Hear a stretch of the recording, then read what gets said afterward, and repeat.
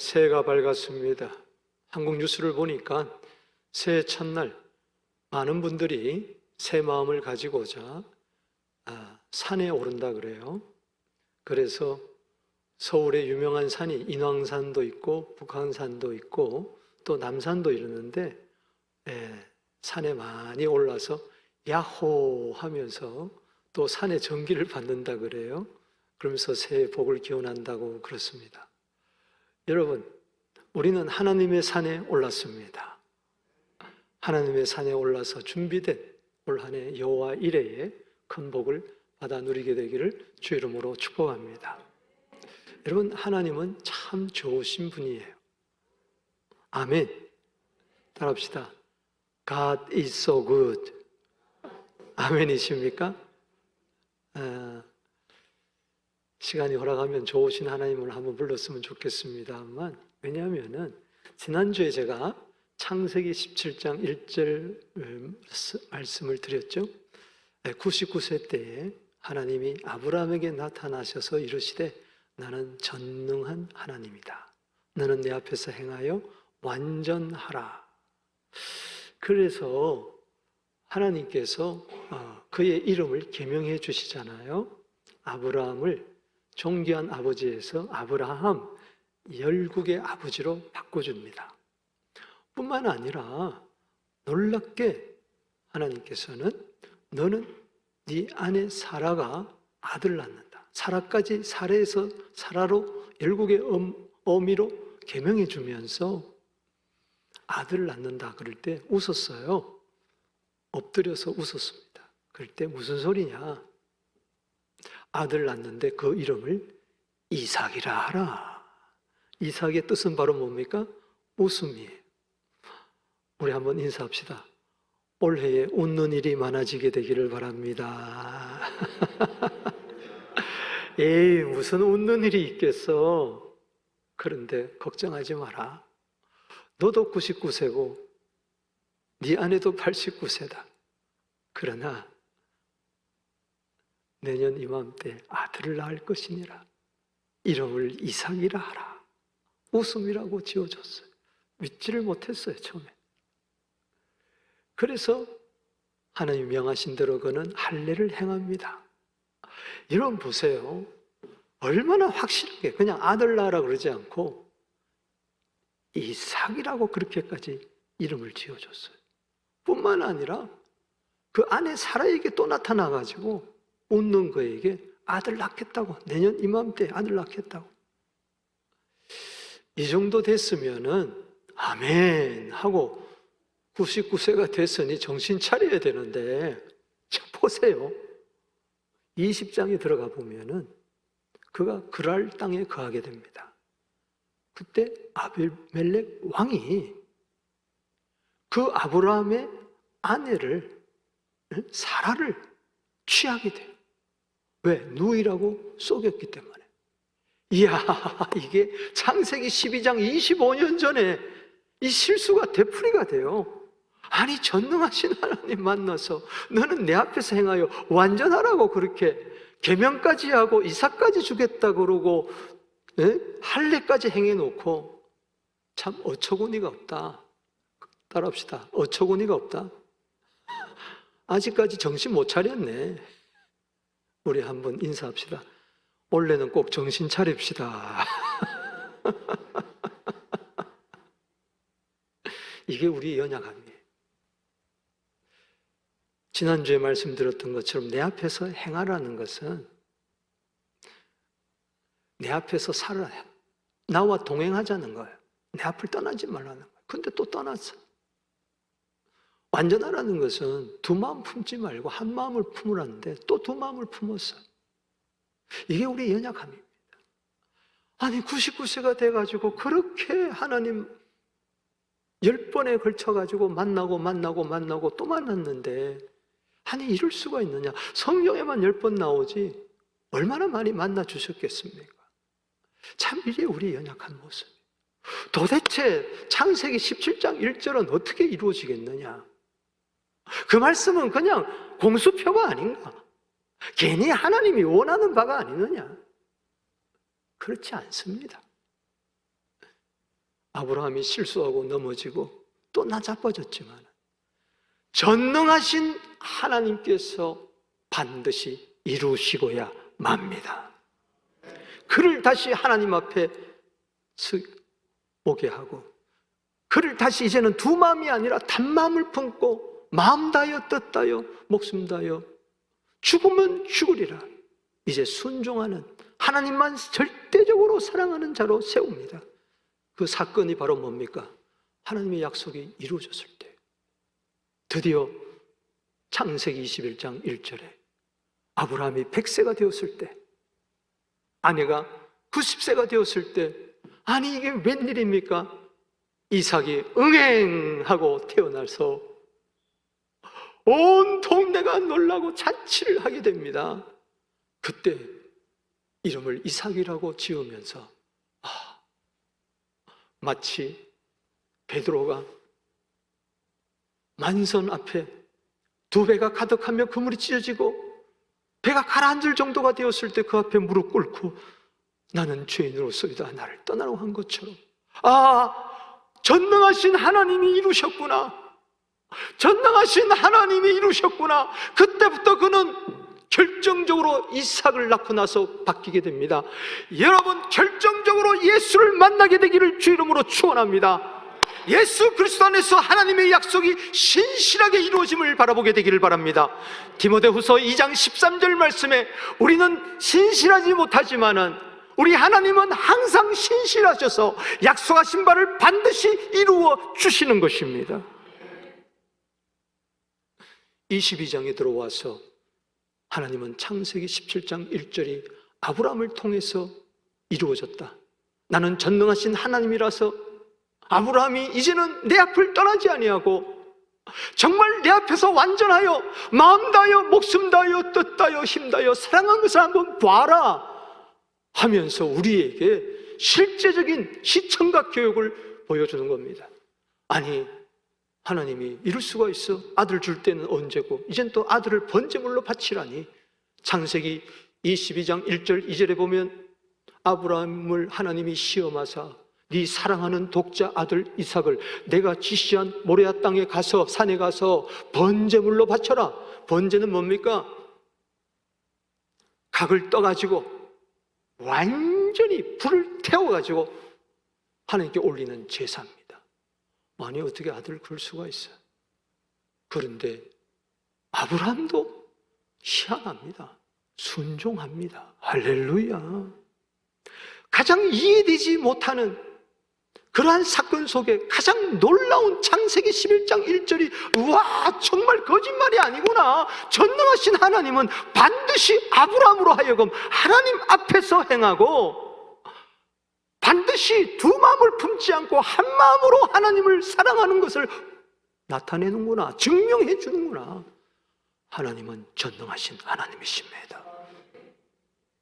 그는 아침에 일찍 일어납니다. 두말하지 않습니다. 아내와 상의하지도 않습니다.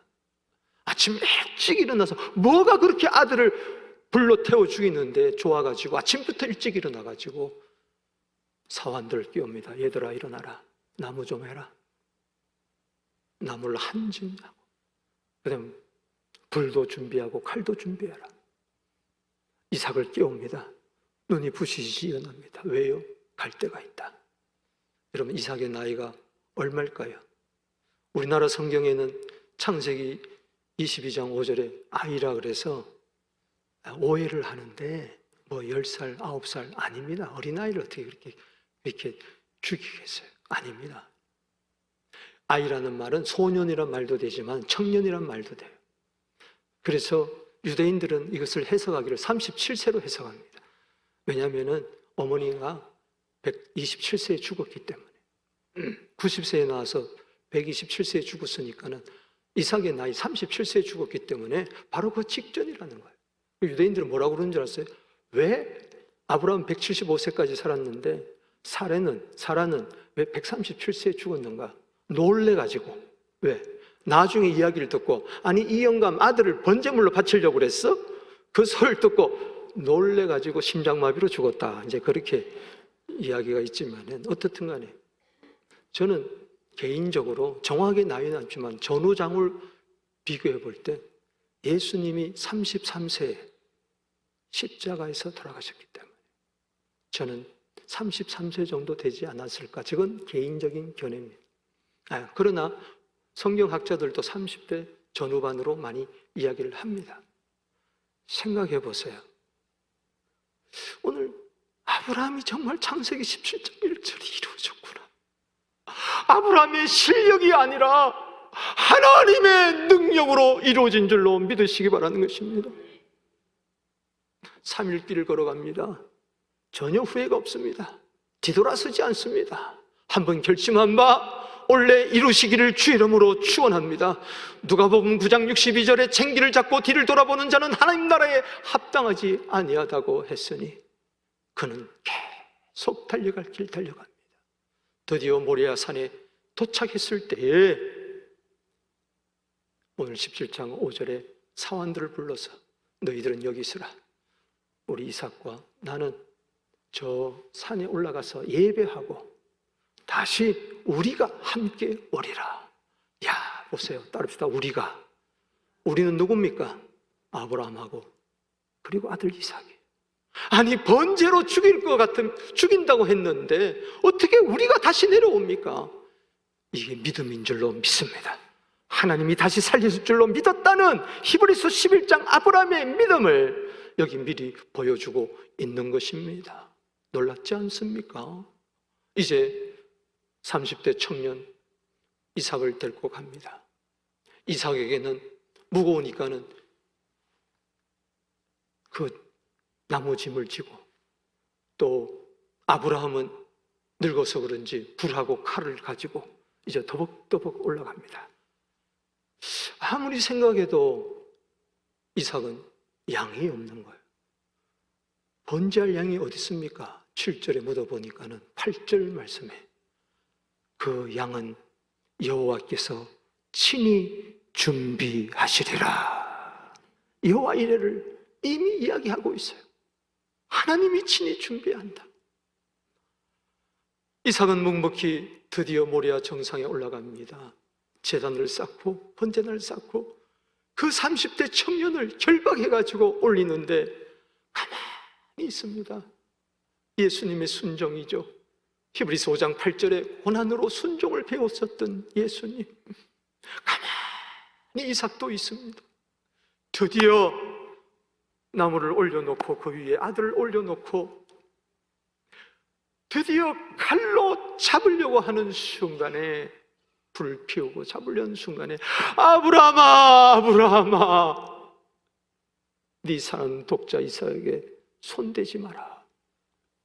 네가 네 아들 독자라도 내게 아끼지 아니었으니 12절에 네가 이제야 나를 경외한 줄 알았노라. 이 창세기 22장 12절 말씀이 창세기 17장 1절에 나는 전능하신 하나님이라 너는 내 앞에서 행하여 온전하라, 완전하라는 것이 결정적으로 이루어졌다는 것을 보여주고 있는 것입니다. 그리고 수풀에 걸린 한 순양을 발견하게 하고 그것을 번제물로 잡아서 준 거예요. 네가 이제야 나를 경외하는 줄 알았노라. 독자라도 아끼지 아니하고 내어주셨으니 바로 로마서 8장 32절의 예표예요. 어떻게 이럴 수가 있느냐? 하나님이 어떻게 독생자 예수 그리스도를 십자가의 번제물로 잡아 죽일 수가 있습니까? 이럴 수가 없잖아요. 로마서 8장 32절이 오늘 창세기 22장 1절에서 18절, 19절까지의 내용입니다. 뭡니까? 하나님이 자기 아들을 아끼지 아니하시고 우리를 위하여 내어주셨으니, 하나님이 자기 아들을 아끼지 아니하고 독생자를 아끼지 아니하고 우리를 위하여 내어주셨으니 그 아들과 함께 모든 것을 주지 아니하겠느냐. 그걸 아브라함은 성부 하나님의 마음이고, 바로 이삭은 성자 예수 그리스도의 순종을 우리에게 이야기하는 겁니다. 말도 되지도 않습니다. 하나님의 아들을 나를 위하여 십자가에서 번제로 드렸다니, 죽였다니. 그러나 하나님은 그를 사흘 만에 다시 살리셔서 우리의 온전한 구원을 이루신 줄로 믿습니다. 그때 아브라함은 너무 감사해서 감격하면서 22장 14절 말씀, 바로 그 산을 뭐로 불렀습니까? 따라합시다. 여호와 이레. 그 모리아 땅 산을 여호와 이레, 여호와의 산에서 준비하리라. 수많은 사람들이 이야기하기 시작했습니다. 여러분, 아브라함이 그곳 이름을 여호와 이레라고 불렀으니 오늘날까지 사람들이 이르기를 여호와의 산에서 준비되리라 했으니 우리도 한번 크게 외쳐보십시다. 여호와의 산에서 준비되리라. 저 말씀대로, 저 믿음대로 하나님의 아들 독생자 예수 그리스도께서 골고다 언덕 산에서 준비된 어린 양이 되셔서 세상 죄를 지고 가는 하나님의 어린 양이, 하나님의 이레, 여호와 이레는 바로 예수 그리스도인 줄로 믿으시기 바라는 것입니다. 원래 하나님께서 여호와 이레, 여러분들에게 그 안에서 모든 것을 공급해 주실 줄로 믿습니다. 이레라는 말은 라라는 말입니다. 보라는 뜻이에요. 하나님이 오늘 여러분들 다 보고 계십니다. 주목하고 계십니다. 그리고 여기는 돌본다는 뜻이 있습니다.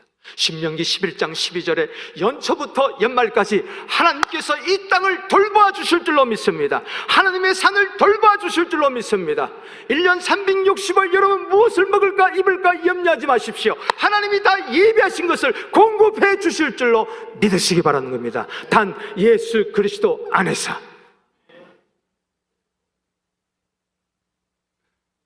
여호와 이레, 여호와 이레. 하나님께서 준비된 그 여호와 이레의 복이 뭘까요? 두 번째, 아브라함이 나타나셔서 네가 네 독자라도 아끼지 아니했으니 네가 이제야 나를 경외한 줄 알았노라 하면서 네가 믿음으로 여호와 이레라고 외쳤으니 나는 너에게 큰 복을 준비했다. 그래서 창세기 22장 17절에 내가 내게 큰 복을 주리라. 따라합시다. 내게가 아니고 내가 내게 고쳐주세요. 내가 내게 큰 복을 주리라. 따라합시다. 내가 내게 큰 복을 주리라. Blessing, I will bless you. 복 주고 또 복 주겠다는 거예요. 복을 줬는데 또 계속 복을 주겠다는 거예요. 이게 하나님의 여호와 일인 줄로 믿습니다. 나는 자녀들에게 지금까지 70평생 동안 줬지만은 또 주고 또 주고, 세배하면 또 주고 또 주고, 손주들에게까지 또 주고 또 주고. 할렐루야. 자기 아들을 아끼지 않고 주신 하나님이 또 주고 또 준다. 그게 큰 복인 줄로 믿습니다. 여러분, 큰 복이라는 것은 뭐냐? 하나님이 지금까지도 복을 주셨으니 앞으로도 복을 주실 줄로 믿습니다. 독생까지 주셨으니 뭘 아끼겠습니까? 올 한 해도 주실 줄로 믿습니다. 한번 인사하세요. 올해도 주실 줄로 믿습니다. 그게 큰 복이라는 거예요. 큰 복을 구체적으로 수양 가지고는 이 큰 복을 다 설명할 수 없길래 씨라고 이야기합니다. 따라합시다. 큰 복은 씨 안에 다 있다. 17절 18절에 그래서 씨가 3번 언급되고 있어요. 씨는 바로 후손을 말하는 겁니다. 여러분, 후손이 번성해 나가는 것은 씨를 뿌렸을 때 씨가 번성해 나가는 것과 같은 거죠. 창세기 3장 15절에 씨가 처음 나옵니다. 여인의 후손 씨가 사탄의 무리를 상하게 할 것이니라. 할렐루야. 오늘 이 씨가 원래 여러분들에게 주시고자 하는 큰 준비된 복인 줄로 믿습니다. 간단하게 제가 설명할게요. 그 첫 번째는 뭐냐? 크게 번성하는 복입니다. 따라합시다. 크게 번성하는 복. 자, 첫 번째 씨가 나옵니다. 17절에 시작. 내가 내게 큰 복을 주고 내 씨가 크게 번성하여 하늘의 별과 같고 바닷가의 모래와 같으리라. 할렐루야. 너 지금 이삭 요 하나지만은 앞으로 이삭을 통해서 야곱이 나오고, 야곱을 통해서 12지파가 나오고, 이제 큰 민족을 이루게 되겠다는 것이죠. 이것은 궁극적으로 그리스도 안에서 수많은 하나님의 씨가, 후손들이, 예수 씨를 통하여서 수많은 후손들이, 하나님의 후손들이 나올 것을 이야기하고 있습니다. 하늘의 별과 같이, 바닷가의 모래와 같이. 주여, 요한복음 12장 24절 말씀에 하늘의 밀이 땅에 떨어져 죽지 않으면 하늘 그대로 있지만 죽으면 많은 열매를 맺으리라. 예수님은 이 땅에 씨앗으로 떨어져서 하늘의 밀로 죽어서 많은 열매를 맺은 줄로 믿습니다. 그 열매 속에 당신도 있는 줄로 믿습니다. 여러분, 히브리서 6장 14절 말씀에 그래서 이것이 성취되고 있음을 이야기합니다. 내가 반드시 너에게 복주고 복주며 너를 번성케 하며 번성케 하리라. 복주고 복주면 이게 큰 복을 이야기합니다.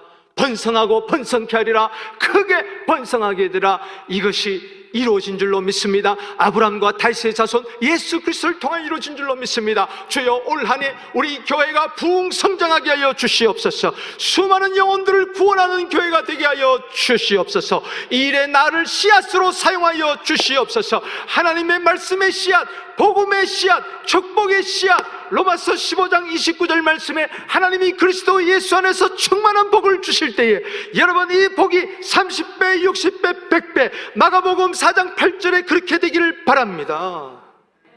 창세기 26장 12절에 현재보다도 100배, 신명기 11장 11절에 현재보다도 1000배나 되는 많은 놀라운 역사가 있을지어다. 낙심하지 마십시오. 지금 형평만 바르지 마십시오. 씨앗을 뿌리십시오. 씨앗을 심으십시오. 내 마음밭에, 우리 교회에다가 축복의 씨앗, 말씀의 씨앗, 번성케 하는 씨앗을 심으십시오. 대나무가 4년 동안은 2, 3cm밖에 자라지 않습니다. 그러나 그 밑에 계속 뿌리를 내리고 여호와 이래 뿌리를 내리면 5년 만에 왕창 크게 성장할 줄로 믿는 것입니다. 에스겔서 36장 38절 말씀처럼 제사들을 양떼 사람의 때로 세우는 역사가 있을지어다. 3,000명이 죽게 들어올지어다. 5,000명이 죽게 들어올지어다. 전능하신 하나님이 그렇게 이루실 줄로 믿는 것입니다. 두 번째 씨앗으로 넘어가 봅니다. 대적의 성문을 차지하는 복입니다. 큰 복은 뭐냐? 대적의 성문을 차지하는 복. 이것도 그리스도 안에서 이루어지는 복이죠. 17절 읽어봅니다. 시작. 내 씨가 그 대적의 성문을 차지하리라. 여러분, 어제 뉴스를 보니까는 미국 트럼프 대통령이 베네수엘라에 극비 작전 속에 한밤에 침공에 들어가서 도망가는 대통령 부부를 생포해가지고 지금 뉴욕 법정에 세우려고 하고 있어요. 여러분, 지금도 저런 전쟁이 일어나고 있어요. 베네수엘라 총 쏴봐야 안 되죠. 여러분, 이 진자는요, 이긴 자의 종이 되는 거예요. 지면 비참하게 되는 겁니다. 여러분, 대적의 성문은 뭡니까?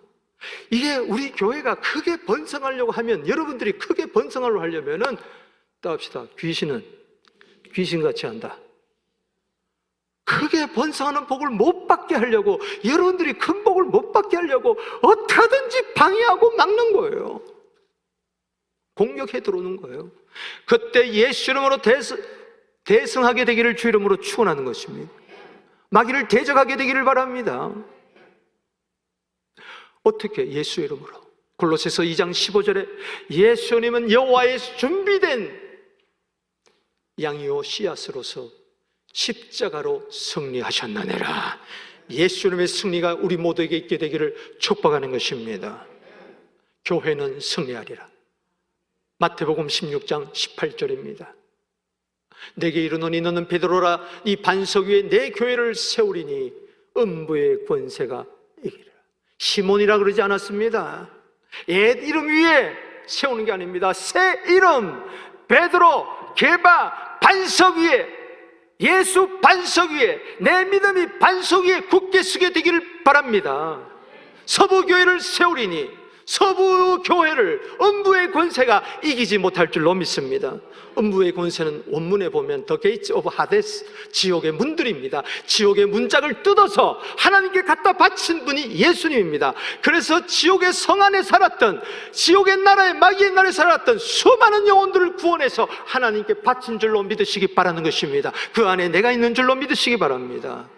하데스의 권세는 shall not prevail against it. 교회를 결코 이길 수가 없는 것입니다. 하나님의 피로 값주고 사신 교회는 이기는 겁니다.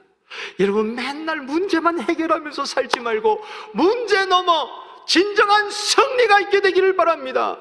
맨날 수비만 하지 말고 적극적으로 공격해서 사탄의 괴락을 무찔러 버리게 되기를 주의 이름으로 축원하는 것입니다. 단지 골리앗을 이기는 게 아닙니다. 사무엘상 17장 45절에 골리앗을 이김으로 말미암아 나라 전체가 적군의 블레셋의 문짝을 뜯어서 왕에게다 갖다 바치는 것입니다. 올 한 해 승리하는 한 해가 되기를 주의 이름으로 축원합니다. 어쩌다 승리 한 번 하는 게 아니라 99번 패배하고 한 번 승리하는 게 아니라 한두 번 패배할지라도 99번 승리하게 되기를 축복하는 것입니다.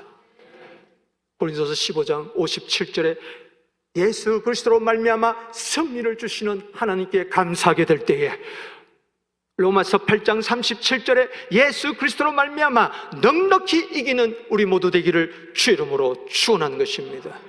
때로는 수비해야 되겠지만은 우리는 공격해야 됩니다. 발대처럼, 벌떼처럼 지금 이 마지막 때는 교회를 공격해야 돼요. 이때 음부의 권세에 지는 교회가 아니라 음부의 권세를 이기는 자의 교회가 되기를 주의 이름으로 축복하는 것입니다. 세 번째 C의 복, 큰 복입니다. 천하 만민이 함께 누릴 복입니다. 자, 18절 읽어보겠습니다. 시작. 또 내 씨로 말미암아 천하 만민이 복을 받으리니 이는 내가 나의 말을 준행하였음이라. 아멘. 이제 완전히 행했다는 거예요. 두 마음 품지 않고 아멘, 아멘. 죽으라면 죽겠습니다, 하라면 하겠습니다, 가라면 가겠습니다, 엎드리라면 엎드리겠습니다, 나누라면 나누겠습니다, 섬기라면 섬기겠습니다, 봉사라면 봉사하겠습니다. 여러분, 거기서 그치지 않죠. 이로 말미암아 큰 복을 받을 뿐만 아니라 번성하게 되고 승리할 뿐만 아니라 천하 만민이 나 때문에, 우리 교회 때문에, 여러분 자녀 때문에 복을 얻게 되기를 주의 이름으로 축원합니다. 나만 잘 되고 우리 교회만 부흥하는, 교회가 교회만을 위하여 존재하는 것이 아니라 교회를 세워준 이유는 천하 만민을 위하여 세워주셨으니, 하박국서 2장 14절 말씀처럼 물이 바다를 덮은 같이 여호와의 영광을 인정하는 그날까지, 시편 67편 3절 5절에 모든 민족이 하나님을 예배하는 그날까지 우리는 달려갈 길 계속 달려가야 될 줄로 믿습니다. 우리 한번 인사하겠습니다. 당신 때문에 모든 민족이 복을 받습니다. 아브라함이 75세 때 이야기했어요. 형편 없었을 때 처음 그를 부르자마자 하신 이야기가 창세기 12장 2절에 너는 복이다. 따라합시다. 인사합시다. 당신은 복입니다. 왜? 3절에 네가 복받아야 모든 민족이 너 때문에 복을 받게 된다. 아멘. 우리 교회는 복을 받아야 될 줄로 믿습니다. 이미 당신은 복입니다. 씨앗이 내게 심겨졌어요. 할렐루야. 30배, 60배, 100배 번성하고 마귀의 공격을 이기세요. 마귀는 왜 공격합니까? 우리 교회를 통하여 수많은 영혼들이 죽게 돌아오는 것이 싫은 거예요. 각 나라 족속에게 선교하는 게 싫은 거예요. 그래서 방해하는 겁니다. 그래서 시간도 빼앗고 기회도 빼앗고 물질도 빼앗고 욕심만 가득 채워가지고 늘 걱정하며 목숨 위하여 무엇을 먹을까 입을까 염려하며 살게 하니, 이 마귀의 괴락을 승리하는 이유는 뭐냐? 승리는 승리 자체가 있는 것이 아니라 교회의 승리로 말미암아 천하 만민이 복을 받아야 됩니다. 각 나라 족속 백성 방언이 계시록 7장 9절에 하나님께 와서 함께 예배드리는 그날까지 우리는 계속 축복의 행진을 나가야 됩니다. 영향력을 끼치게 되기를 주 이름으로 축원합니다. 선한 영향력을 끼치는 우리 모두 되기를 축복하는 것입니다. 여러분, 아브라함은 죽었어요. 창세기 26장 4절 보세요. 이삭에게 이야기합니다. 네 자손을 하늘의 별과 같이 번성하며 이 모든 땅을 네 자손에게 주리니 네 자손으로 말미암아, 따라합시다, 천하 만민이 복을 얻으리라. 나도 죽습니다. 여러분 모두 다 죽습니다. 제가 예언할게요. 이 안에 전부 다 100년 안에 죽을 사람만 모였어요. 다음 세대를 통하여 천하 만민이 계속 복을 얻는 은혜가, 큰 복이 임하게 되기를 주의 이름으로 축복하는 것입니다. 존 웨슬레가 그런 이야기했죠. 진정한 행복은 남을 행복하게 해주는 데 있다. 내 행복만을 추구할 때는 계속 행복에 목말라 합니다. 그런데 남에게 베풀고 나누고 남의 행복을 위하여 내가 존재하다는 것을 깨달을 때, 그래서 나에게 복을 주셨다 생각할 때, 그때 진정한 참 행복이, 만족이 우리에게 주어지는 줄로 믿습니다. 말씀을 맺으면서 새해 기도를 함께 해보게 되기를 바랍니다. 시작. 하나님 아버지, 새해를 여호와 일의 약속으로 시작하게 하시니 감사합니다. 우리 힘이 아닌 예수 안에서 주님이 예배하심을 믿으며 번성하게 하시고 승리하게 하시며 축복의 통로로 쓰임받는 한 해가 되게 하옵소서. 오직 말씀에 순종하여 나아갈 때 이미 준비된 은혜를 풍성히 누리게 하옵소서. 예수님의 이름으로 기도합니다. 아멘. 당신은 큰 복을 받았습니다. 번성의 복을 받았습니다. 승리의 복을 받았습니다. 영향력을 끼치는 복을 받았습니다.